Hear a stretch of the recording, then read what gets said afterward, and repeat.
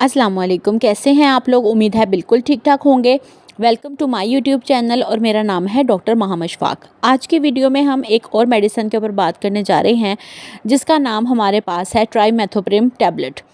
Trimethoprim tablet क्यों इस्तेमाल की जाती है, कौन से मरीज़ों में इस्तेमाल करवाई जाती है, क्या करती है इंसानी जिस्म के साथ, क्या क्या इसके फ़ायदे और क्या क्या इसके साइड इफ़ेक्ट्स हैं और आपको ये कितनी दफ़ा लेनी चाहिए, कितनी डोज़ लेनी चाहिए। तो आज हम इसी टॉपिक के ऊपर बात करेंगे। तो वीडियो स्टार्ट करने से पहले काइंडली मेरे चैनल को सब्सक्राइब कर लें और बेल आइकन को प्रेस कर लें ताकि मेरी सारी वीडियोस आपको जल्द से जल्द मिलती रहा करें। तो चलिए स्टार्ट करते हैं। तो सबसे पहले हम देखते हैं कि ट्राइमेथोप्रिम टैबलेट क्या है, क्यों इस्तेमाल की जाती है। तो ट्राइमेथोप्रिम टैबलेट एक बहुत अच्छी एंटीबायोटिक है। जैसे कि मेडिसिन की बाकी क्लासेस होती हैं, पेन किलर्स होती हैं, स्लीपिंग पिल्स होती हैं, इसी तरह से मेडिसिन की एक और क्लास भी होती है जिसको हम एंटीबायोटिक्स कहते हैं।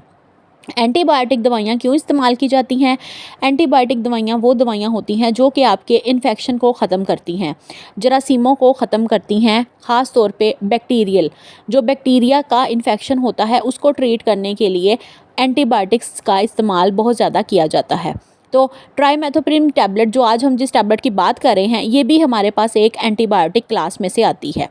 तो ये टैबलेट भी उन लोगों को दी जाती है जिनको कोई भी किसी भी किस्म का बैक्टीरियल इन्फेक्शन होता है जिस्म के अंदर, चाहे वो रेस्पिरेटरी सिस्टम का हो, फेफड़े का हो, खांसी नज़ला जैसे हो जाता है, फेफड़े का इन्फेक्शन हो जाता है, सांस का मसला हो जाता है, गले का इन्फेक्शन हो जाता है, जिस तरह के अक्सर सर्दियों में लोगों के साथ ये मामलात होते हैं जिसकी वजह से फेफड़ों में रेशा जम जाना और इस तरह के जो मसाइल होते हैं, गला ख़राब हो जाना, उसमें भी यूज़ किया जा सकता है। इसके अलावा अगर आपको पेट का कोई इन्फेक्शन है, पेट में दर्द है, इन्फेक्शन हो गया है, कुछ गलत खा पी लिया है, उसकी वजह से आपको पेट में पेचस या इस तरह के मामलात हो गए हैं, तो ये एक बहुत अच्छा एंटीबायोटिक है जो कि आपके इन्फेक्शन या बैक्टीरिया को ख़त्म करने में मदद करेगा। इसके अलावा अगर आपके जिस्म में और भी कोई कहीं पे भी कोई इन्फेक्शन हो गया है यूटीआई का, या आपके पाँव में दाने बन गए, जैसे अक्सर लोगों के दाना वगैरह फोड़ा बन जाता है, मतलब कोई भी इन्फेक्शन जो आपके जिस्म में मौजूद है, तो उसको ट्रीट करने के लिए हम ये दवाई का इस्तेमाल कर सकते हैं। ये आपके लिए फ़ायदेमंद साबित हो सकती है। अब हम देखते हैं कि इसको आपने कितना इस्तेमाल करना है, कब कब इस्तेमाल करना है और इसकी कितनी डोज लेनी है। तो दवाई को जब भी आपने इस्तेमाल करना है, सबसे पहले आपने डॉक्टर की प्रेस्क्रिप्शन का ख्याल करना है। डॉक्टर की प्रेस्क्रिप्शन के बगैर आपने कोई भी दवाई इस्तेमाल नहीं करनी है। सेल्फ़ मेडिकेशन बहुत हार्मफुल होती है, बहुत ज़्यादा हार्मफुल होती है। इस तरह की वीडियोज़ जस्ट फॉर नॉलेज होती हैं, तो मेडिसिन का इस्तेमाल आपने खुद से नहीं करना है। तो अब हम इसकी बात करते हैं कि अगर आप कर रहे हो, डोज़ ले रहे हो, तो कितनी लेनी चाहिए। तो आपको इसकी कम से कम डोज़ जो है वो एक दिन में जस्ट एक टाइम आपको एक टैबलेट का इस्तेमाल करना चाहिए। एंटीबायोटिक्स का इस्तेमाल वैसे भी कम से कम करना चाहिए। दिन में 24 घंटे में आप एक दफ़ा ही इसका इस्तेमाल करें, वो ज़्यादा बेहतर है। लेकिन अगर आपको बहुत ज़्यादा इन्फेक्शन है, बहुत ज़्यादा प्रॉब्लम है, तो आप सुबह और शाम एक एक टैबलेट का इस्तेमाल कर सकते हैं। एक टाइम में आपने एक ही टैबलेट का इस्तेमाल करना है, सुबह शाम बस एक एक टैबलेट। इससे ज़्यादा आपने एंटीबायोटिक का इस्तेमाल नहीं करना और डॉक्टर की प्रेस्क्रिप्शन को फॉलो करते हुए इस्तेमाल करना है, खुद से दवाई का इस्तेमाल नहीं करना। डॉक्टर आपकी प्रॉब्लम्स और जो भी आपका मसला है उसको देखते हुए उस हिसाब से आपको डोज़ बताएगा कि कितनी आपने खानी है। सबके लिए एक जैसी डोज़ नहीं होती, बहुत नुकसानदेह हो सकती है।